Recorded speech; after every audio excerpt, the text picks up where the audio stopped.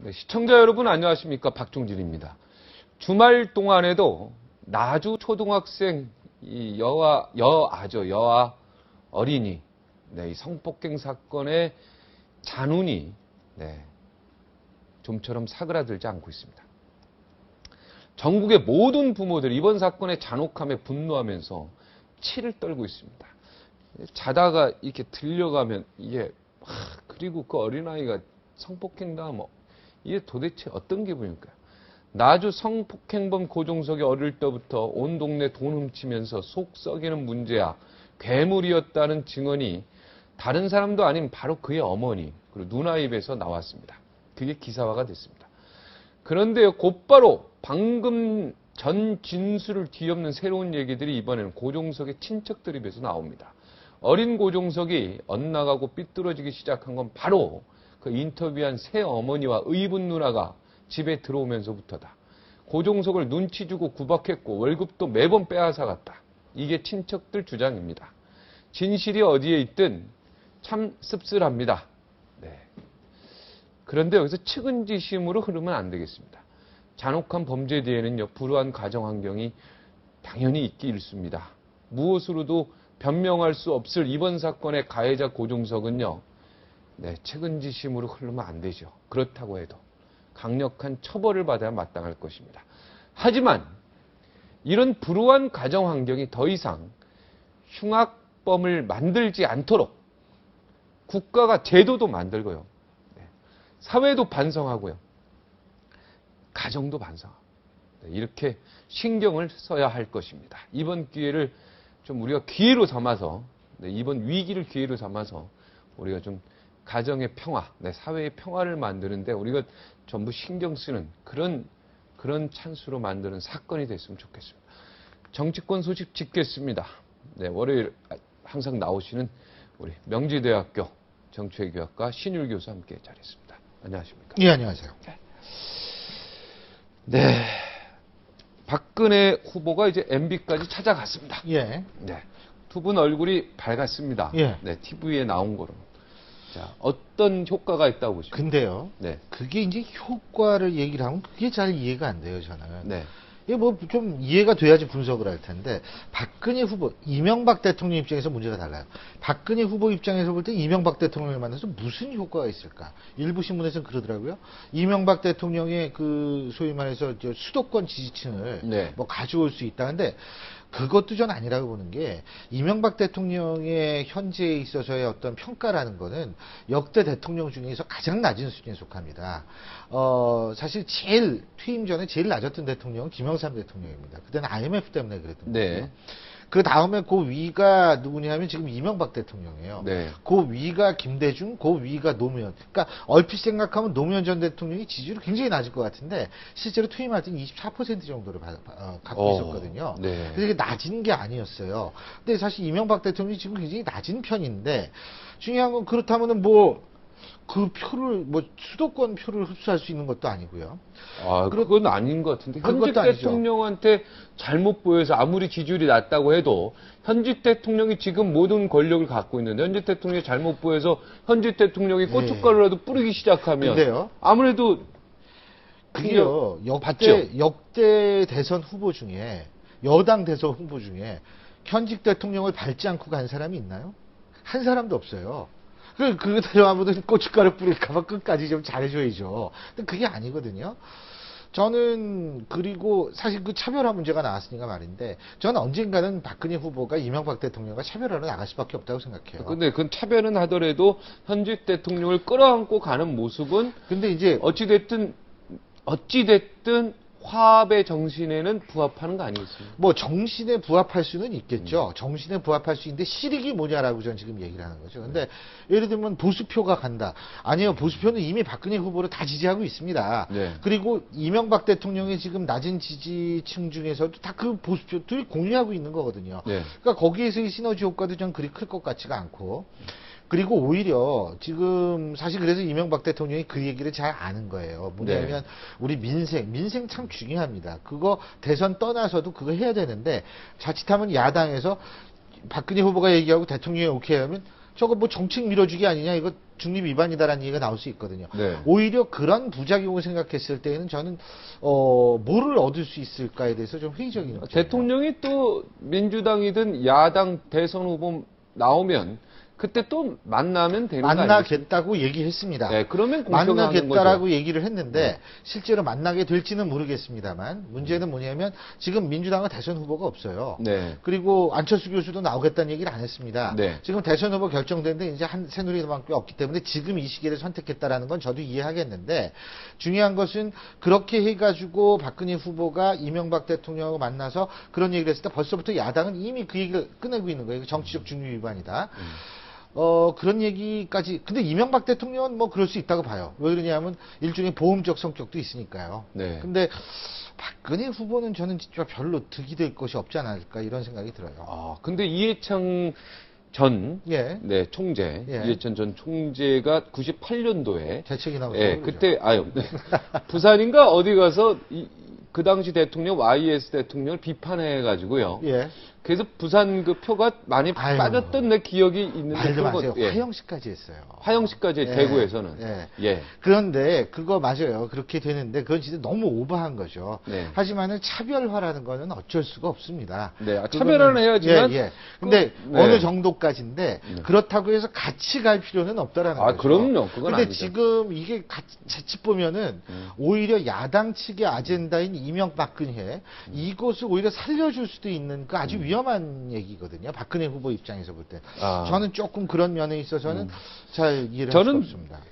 박근혜 후보가 그 사근치원이라는 단어 있지 않습니까? 가까운 것을 버리고 먼 것을 취하는 이런 행보를 하는 거 아닌가라는 좀 생각이 드는데 왜 지금 같은 당에 있는 정몽준 후보, 의원, 이재호 의원 이분들을 빨리 끌어들여야 되는 거 아닙니까? 뭐 이런 이 쪽으로는 다 부분 맞죠. 어떻습니까? 근데 이제 사연이 있겠지만. 중요한 거는 이재호 의원 같은 경우에 유신의 대표적인 피해자예요. 근데 네. 홍사덕 전 의원이 이제 유신 얘기하지 않았습니까? 네. 그리고 불가피한 최선의 선택, 박근혜 후보 본인의 입에서 나오고 이런 상황이 계속되면 이재호 의원 입장에서 볼 때는 같이 할 수가 없다라고 생각할 겁니다. 정몽준 전 대표 같은 경우에도 지금은 좀 그렇습니다만 어쨌든 원래 정몽준 전 대표의 지지층을 분석해 보면 예전에요. 그 굉장히 리버럴한 사람들입니다.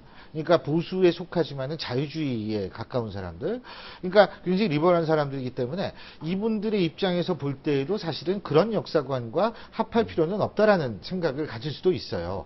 그리고 또 한 가지는 뭐냐면 실제적인 정치공학적으로 바라봐도 지금 박근혜 후보 밑으로 들어가도 자신한테 그다지 큰 실익은 없을 거라고 생각할 수도 있습니다. 네. 그러나 봉화마을도 가고 전태일 열사한테도 가고 어찌됐든 그런 와중에 정몽준 후보한테 박근혜 근데- 후보가 먼저 손을 내밀고 이재호 후보한테 훨씬 더 먼저 손을 내미는 게 무슨 정치공학적으로 그렇게 마이너스 됩니까? 손을 먼저 내미는 건 좋죠. 그렇죠. 저쪽에서 잡지 않는 거는 뭐 그쪽 근데 차이겠지만. 지금 현재 그러니까 저 두 분이 잡지 않으면 두 분이 손해 아니겠습니까? 사실은 네. 근데 예를 들면 손해가 되려면 이 정도는 해야 돼요. 정몽준 전 대표, 정몽준 후보 시절에 노무현 당시 후보가 집까지 찾아갔어요. 밤에 네. 문 앞에서 뭐 오들오들 떨면서 네. 있다 왔어요. 거절했죠. 네? 그리고 이회창 당시 후보도 박근혜 당시 이 의원한테 찾아갔어요. 네. 그러니까 최소한도 박근혜 후보가 그런 제스처는 할 필요가 있어요. 네. 이재호 의원한테 직접 찾아간다든지 그렇죠. 정몽준 직접 전 대표 집에 직접 찾아가서 네. 기다리는 모습을 그대로 언론에 이렇게 보여주는 거죠. 그렇죠. 그러면은 그 소개의 효과는 충분히 거둘 수 있는 겁니다. 근데 왜 아직 안 하는지 모르겠어요. 그러니까 그 얘기를 제가 하는 거예요. 예. 근데 그건 저도 모르죠. 가까운 그래도 같은 한번 당 사람 여기 이 아닙니까? 프로그램 예. 인기인데 언제 한번 직접 모셔가지고 물어보세요. 네, 같은 당 사람이잖아요. 그렇죠. 같은 근데 당 사람부터 먼저 당 화합을 위해서 먼저 다 추스리고 그리고 나서 뭐 네, 이렇게 좀 그 더 다른 사실은 행보를 하는 게 제가 볼 때 네, 좀 그건 좀 더 합당한 맞는데 게 아닌가 이런 박근혜 생각이 후보가 조금 초조하게 보이는 거는 있어요. 저는. 그러니까 쌍용차 노동자한테 먼저 가지 않고 전태일 재단 방문한 것도 사실은 앞뒤가 거꾸로 된 거고 문제의 핵심에서 비껴난 얘기거든요. 지금의 노동 문제가 아직도 존재하고 있는데 그런 측면에서 조금 서두르는 것 아닌가, 초조한 것 아닌가. 근데 지금 말씀하신 그런 측면도 초조하기 때문에 일단 되는 것부터 하겠다라는 생각을 할 수도 있어요. 이건 저 개인적인 추론이지만. 하지만, 그게 왜 아직도 안 되는지는 저도 알 수가 없죠. 네, 그러니까 이제 자꾸 진정성 문제가 자꾸 나오는데. 진정성은 제가 아까 말씀드렸지만 사안에 있어서의 핵심을 건드려야 하기 때문에 하는데 핵심에서 벗어나고 자꾸 다른 거를 하기 때문에 진정성이 그러니까 나온다고 지금 봐요. 네, 이 부분이 그래서 나오는 건데 이 부분에 좀 신경을 좀 써야지 국민에게 진정성 있게 좀 다가갈 수 있죠. 그럼요. 그리고 이 정치라는 거 쇼비즈니스라는 그 책도 있어요. 네. 그 미국 책인데. 그러니까 어떻게 좀 쇼잉 보여주는 것도 굉장히 중요합니다. 정치에서는. 네. 그러니까 지금 물론 잘 보여주고 있지만 앞으로도 제가 볼 땐 그런 쪽에 신경을 좀 더 쓰지 않으면 그건 굉장히 여러 가지 얘기들 소지가 많다는 네. 겁니다. 민주당 이야기 좀 해볼까요? 네. 이제 그 우리 새누리당 우리 민주당 얘기할게요. 예. 저는 앞에 그냥 우리가 붙는 거지 이걸 오해해서 들으면 안 돼요. 아무도 우리 안 박종진 됐습니까? 부장님을 우리 네, 민주당이라도 우리 새누리당, 우리 민주당, 그렇게 우리 보지 민주당. 않습니다. 예, 예. 네, 어째 민주당 그 당시 그때 청와대 출입도 하고 다 했습니다. 뭐 그래도. 가까운 사람 많습니다. 네. 민주당이 지금 6곳 경선 마무리했는데 예.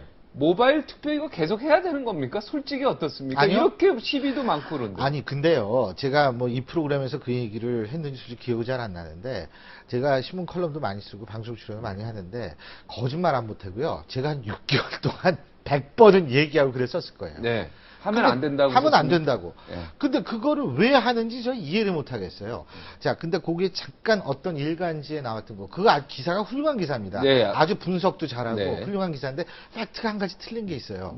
모바일 지금 이게 등수예요. 예, 모바일 등수죠. 예. 근데 순회를 모바일, 이게 보면은 지금 색깔로 본다면 네. 모바일 그 다음이 순회. 순회 그 다음에 투표소죠. 여기 네. 순회 투표라는 건 이제 현장에 가서 대의원들이 하는 것. 투표소 순회는 대의원들이 하는 겁니까? 현장에서. 투표소 투표는 이제 그 지역의 투표소를 개설해 놓으면 거기 가서 일반 국민도 할 수 있고 당원도 할 수 있고 모든 사람이 할 수 있는 게 투표소. 선거인단 신청을 그럼 한 사람. 모바일이나 투표소나 차이가 없네요. 뭐. 이론적으로는 그렇죠. 그러니까 네. 대표성은 사실은 이쪽이 더 있죠. 왜냐하면 대표성은 투표소 또 투표 갔는데 누가 신분증 안 보고서 투표라고 그러는 사람은 그렇죠. 없으니까. 비밀 투표 이런 모든 4대 그게 투표의 다 조건이 다 갖춰져 직접 있는 하니까. 거죠. 그렇죠. 그러면 순회하고 그렇다면 투표소만 가도 되는 것 같다는 지금 생각이 저거를 드는데요. 저 표를 보면은요. 네. 지금 손학규 대표가 투표소 투표하고 순회 투표에서 전부 1등을 했어요. 두 개 다. 그렇지 그러네요. 않습니까? 모바일 투표만 지금 문재인 후보가 반 1등을 한 겁니다. 예. 근데 그 모바일에서 워낙 압도적 지지를 하니까 전체 투표수에서는 이게 거의 이 2배 차이가 나는 거거든요. 네. 그런데 문제는 뭐냐? 제가 뭐 그 얘기는 하도 수백 번 해가지고 여기서 반복은 안 하겠는데 네. 그게 아까 기사 얘기 잠깐 했는데 그 기사 아주 훌륭한 기사예요. 제가 볼 때 진짜 네, 이거는 어떤 내용입니까? 그건 뭐 석간신문 기사인데요. 네. 그 아주 훌륭한 기사예요. 그러니까 모바일 한 표가 어떻게 투표소 투표 한 표가 되느냐. 네. 그게 이제 주된 내용이었는데 거기서 한 가지 조금 그 팩트가 좀 틀린 것 같다는 게 외국에서 사례가 없는 건 아니에요. 제가 알기로는 딱 한 번 있어요. 스위스 쭈리히에서 주민 투표를 그 연수가 2005년인가 있어요. 네, 한 번 했었죠. 한 번 했어요. 딱 한 번. 모바일 투표. 예, 근데 외국에 사례가 없다 그러는데 딱 한 번 했어요. 근데 그거 이제 안 하거든요. 그 이후로 안 해죠. 예. 그리고 다른 나라는 그 사례가 없어요. 사례가 없고, 민주당에서 스웨덴에서는 우편 투표를 한다고 그러는데, 그것도 이제 특수한 경우죠. 우리나라도 특수한 경우는 이런 경우 있습니다. 그 왜 원형어선 타시는 분들이 있잖아요. 근데 배를 타시는 투표는 하고 싶잖아요. 투표를 못 하지 않습니까? 그러면 어떻게 투표를 하냐면, 선관위에서 팩스 용지를 이렇게 보내줍니다. 예. 예? 그리고 반드시 선장이 거기 선관위 위원이죠. 네. 입회 하에 네. 찍고 그걸 접게 돼 있어요. 이게 특수하게 돼 있어가지고 네. 안 보여. 못 찍어 누구 찍었는지. 그걸 팩스로 보내면 선관위에서 그거를 받아가지고 하게 됩니다.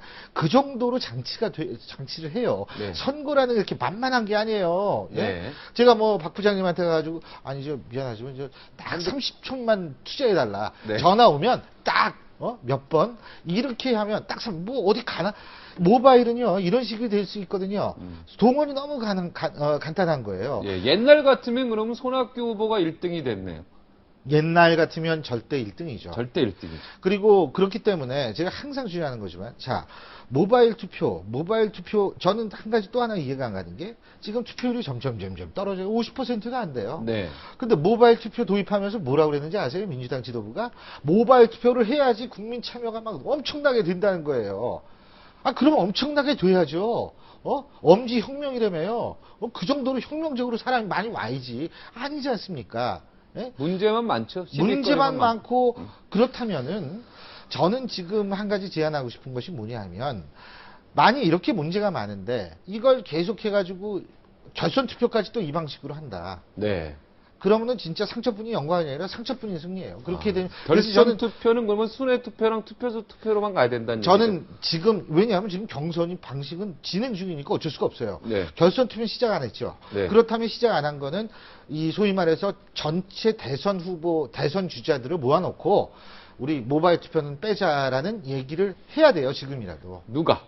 당 지도부가 해야죠. 당 지도부가. 근데 당 지도부가 하는 걸 가만히 보면 말이에요. 이게 경선을 왜 하느냐? 비분 주자들하고 기싸움에서 이기려고 경선하는 것 같다는 생각밖에 안 들어요. 네. 원래 경선 왜 하느냐? 본선 경쟁력을 높이라고 경선하는 건데. 네. 그래서 좀 당 지도부가 문재인 후보도 조금 찝찝할 것 같아요. 순회나 투표소 투표에서도 다 1등 하면은 명실공히 시비를 걸 수 그럼요. 없는데 여기서는 다 지고 예. 모바일 문제가 많고 시비거리가 많은 이 모바일에서만 1등해서 지금 1등이 되니까 맞습니다. 이건 뭔가 기가요. 조금 찝찝할 수도 있어요. 많이 기분이. 찝찝하죠. 예, 기분이. 많이 자, 찝찝하죠. 손학규 후보가 한나라당에서 와가지고요. 저 사람은 한나라당 사람이다. 이렇게 비판을 그동안 많이, 솔직히 말해서 많이 받고 그랬었는데, 이렇게 순회 투표, 투표소 투표에서 1등을 한 비결이랄까? 이런 건 또 비결은 뭡니까? 아니라고. 네, 뭡니까, 이거? 그러니까 이게 뭐냐면 일단은 우리 순회 투표 같은 경우에 대의원들이 하지 않습니까? 그러면은 그분들은 뭐냐면 전략적 선택을 하는 사람들이에요. 전략적 선택이라는 것은 누구를 뭐 뽑아야겠다 이거보다도 네. 지금 환경을 생각하는 거죠. 안철수도 있고 박근혜도 있고 그렇다면 안철수하고 연합을 하든 뭐 박근혜를 누가 이길 수 있을까도 생각을 하게 되고 여러 가지 생각을 하게 되기 때문에 전략 투표를 하는데 모바일 투표는 조직 동원이 됐을 수도 있고 일반 국민이 하더라도 그냥 인기 투표. 난 이 사람이 좋아. 라고 전략적 사고가 빠진 상태에서 될 수도 있다라는 거죠. 만일 말이에요. 전 이런 생각을 해봐요. 2002년 그렇게 좋아하는데 민주당에서 2002년 그 투표를 지금 그때 모바일로 만약 했더라면 당시 노무현 후보가 광주에서 선풍적인 바람을 일으킬 수 있어요. 저는 못 일으켰다고 봐요. 왜? 노무현 후보는 당시 철저한 비주류였거든요. 네. 그렇기 때문에 비주류가 주류로 떠오른 게 아니라 비주류가 대선 후보가 됐기 때문에 오히려 더 파급 효과가 컸는데 지금은 주류가 주류 속에 있는 사람이 대선 후보가 되는데 모바일이 지대한 역할을 하는 거기 때문에 이거는 감동도 없고 감흥도 없는 거죠. 그렇게 계산이 됩니까? 예. 네. 노무현 후보가 그 당시 만약 모바일 투표가 도입됐다면 전 노무현 힘들었다고 후보가 봐요. 절대 왜 그러냐면 후보로 주류였으면은 선정이 안 됐을 것이죠. 그렇죠. 주류였으면 또 가능했겠죠. 근데 비주류였기 때문에. 비주류였고 당시 노무현 후보는 아무런 인적 조직이 없었다. 조직도 없고 아무런 네. 주위에 사람이 별로 없었거든요. 네.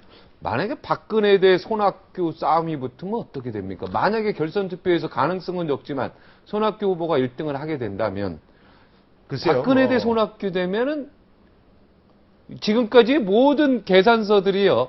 한 번도 나온 계산이 아니라서 헷갈릴 것 같은데요. 박근혜 손학규 하면은 뭐 굉장히 차이가 많이 거의 더블 스코어 차이로 박근혜 후보가 이긴다고 되어 있는데 실제로 그거는 이제 지금 현재 상태를 놓고 보는 거고 1대1일 때는 다르죠. 그렇지. 1대1은 51대 49기 때문에 근데 단지 한 가지 뭐냐면 그렇게 되면 박근혜 후보는 손학규 후보에 비해서 상대적으로 표의 흡입력이 좀 약해요. 그러니까 중도층 흡입력이 약한데 손학규 후보는 흡입력이 굉장히 높다.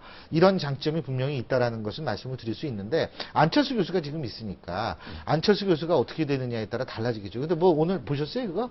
뭐 보셨습니까? 안철수 교수가 혼자 나온대요. 그게 인터넷 떴어요. 기사를 떴지. 예. 본인이 나온 건 아니죠. 단독 딱 그래가지고 그게 이제 지금 굉장히 가장 많이 본 뉴스 중에 하나인데. 측근의 이야기로 해가지고 그렇죠. 비공개로 해서 그걸 왜 비공개로 합니까? 그렇게 중요한 이야기. 아니 그러면은 그것만 비공개로 합니까? 예를 들면은 다른 정치인들은요 다 어디 가기 전에 미리 오늘 어디 갑니다라고 다 뿌리잖아요 언론사에. 안철수 교수는 어디 갔다 왔습니다를 하루 이틀 후에 선택적으로 언론사에 보여주잖아요. 그것도 사실 비공개로 하는 사람인데 어떻게 그걸 공개로 하겠어요? 예? 독자 출마하면 판이 어떻게 정리됩니까? 민주당에서 누군가 나올 거고 문재인 그게 후보가 굉장히 나올 복잡한 경우에서요. 예, 무소속으로 독자 단독 예. 출마하는 거고. 예. 그 다음에 이쪽은 이제 박근혜 후보 결정이 됐고. 예. 이렇게 되면 어떻게 됩니까? 그러니까 저는 제가 그렇게 얘기했지만 안철수 교수 혼자 갈 것이다라고 제가 수차례 얘기를 했잖아요. 근데 그 이유는 왜 그러냐면 일단은 이쪽에서 문재인 후보가 되면 안철수 교수가 혼자 갈 가능성이 굉장히 높다고 봐요. 왜 그러냐면 안철수 문재인 연대를 하면 안철수 입장에서 볼 때는 두 가지가 문제가 발생을 합니다. 우선 안철수 교수의 지지층 중에는 뭐 금태섭 변호사가 그랬잖아요. 보수층도 좋아한다. 맞습니다. 40% 정도가 보수적 지지자들이에요. 오늘 77살 할머니가 전화 왔었는데 예. 그분은 또 안철수 후보, 안철수 원장 완전히 광팬이더라고요. 글쎄요. 예. 그러니까 보수적인 분들도 이제 안철수 교수 지지하는 분이 있는데 문재인 후보가 됐을 경우에 민주당과 연대를 하면 그 보수층이 빠져나갈 수 있어요. 네. 그러니까 안철수 교수 입장에서 볼 때는 오히려 지지층이 빠져나간다는 위험성이 있고요. 두 번째. 그렇게 탈진영 기성 정치권 간의 거리 이게 안철수 교수의 거의 지지 원인의 가장 중요한 부분인데 아니 민주당하고 같이 뭘 한다고 해보세요. 그러면은 또 지지층 중에 중요한 부분이 또 빠져나가잖아요. 이 이중 타격을 받는다고요. 이럴 바에는 나 혼자 가겠다 이런 생각을 할 수 있고 지금 아까 우리가 쭉 얘기한 게 민주당에 있어서의 대선 문제, 대선 경선 문제 아닙니까? 그러면 거기에서 또 실망한 야권 지지층이 안철수 교수한테 갈 확률도 있어요. 그렇기 때문에 여러 가지로 면해 봤을 때는 지금 상태에선 단독으로 나가는 것이 유리하다. 단 지금 상태의 다자구도는 박근혜 후보가 됩니다. 근데 앞으로 민주당을 등돌린 민주당 지지층 뭐 이렇게 그런 걸 합하면 다자구도에서 어떻게 될지는 그건 모를 수 있죠. 다자 후보가 되면은 무조건 박근혜 후보가 이길 것이다라는 생각은 그건 착각이다. 지금 상태죠. 지금 상태. 예, 그렇죠. 조금 지나면 이 다자 후보로 왔을 때는 더 재밌는 게임이 될 수 있다 이렇게 봅니까? 그렇죠. 그러니까 지금 민주당 경선에서 예를 들면 문재인 후보를 지지하지 않는 지지자들 이런 지지자들이 어떤 행동을 할지는 아무도 몰라요. 네. 계속 지지를 보낼지 민주당이니까 죽든 살든 뭐 할지 어떻게 될지는 그건 모릅니다. 네. 그런 사태를 방지할 수 있는 사람이 있어요. 네. 당 지금, 지도부입니다. 네. 또 뭐 공천의 부정 공천에 대해서 지금 검찰의 수사가 진행되고 여러 가지 그것도 한나라당도 안철수 그렇고 교수에서는 아니 새누리당도 그렇고 이거에 대한 또 나온 반대로 자료들 이렇게 앞으로 계속 나오면 일이 어떻게 갈지는 모르죠. 이정희 전 의원이죠. 통합진보당. 네. 뭐 대선 출마하겠다고 하는데 요거 마지막 한마디. 그거는 아주 치밀한 계산에서 나온 겁니다. 뭐 국고 보조금뿐만이 아니라 28억 정도 때문이 아니고 네. 지금 통합진보당은 거의 이제 쪼개진 거거든요. 네. 근데 그 쪼개진 상태에서 이쪽 새로운 쪽하고 연대를 할 거예요, 민주당은. 네. 그럼 옛날 쪽 아닙니까, 이정희 대표는. 네. 그러면은 본인이 대선에 나가야만 실제로 야권 후보 단일화 얘기 또 나올 수 있고 야권 후보 단일화 과정에서 본인들에 있어서의 지분을 챙길 수가 있기 때문에 네. 그런 전략적 선택이라고 보는 것이 타당할 겁니다. 네. 그러니까 국고보조금 28억 원 때문에. 근데 네. 한마디만 더 할게요.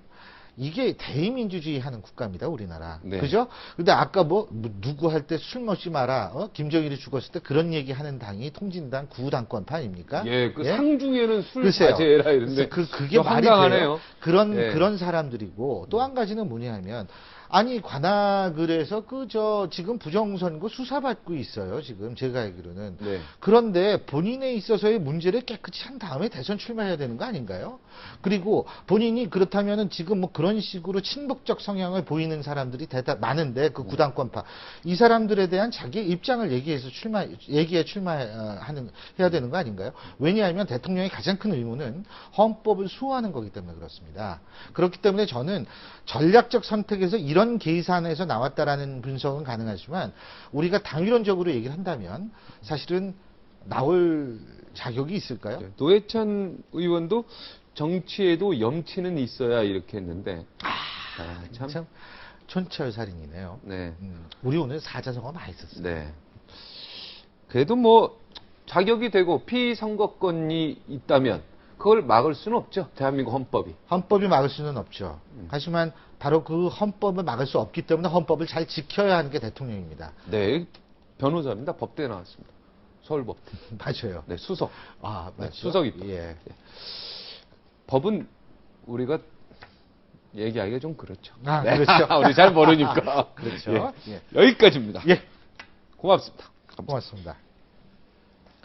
안철수 원장의 대선 출마 입장 발표가 임박한 것 같습니다. 한 것 같습니다. 임박한 것 같습니다. 아직 안 했습니다. 이번엔 정말인지, 네, 정말 참 사람 애타게 합니다. 이에 따라 이에 따라 사방에서 검증의 날을 세워 안 원장을 향해 정조준하고 있습니다. 오늘 만나보실 분이 그 중에 한 분입니다. 안철수의 백신 무료 배포는 거짓말. 직원들에게 주식을 무상으로 증여했다는 사실도 거짓말. 뿐만 아니라 안철수 뒤에는 이명박 대통령이 있다고 보고 계십니다.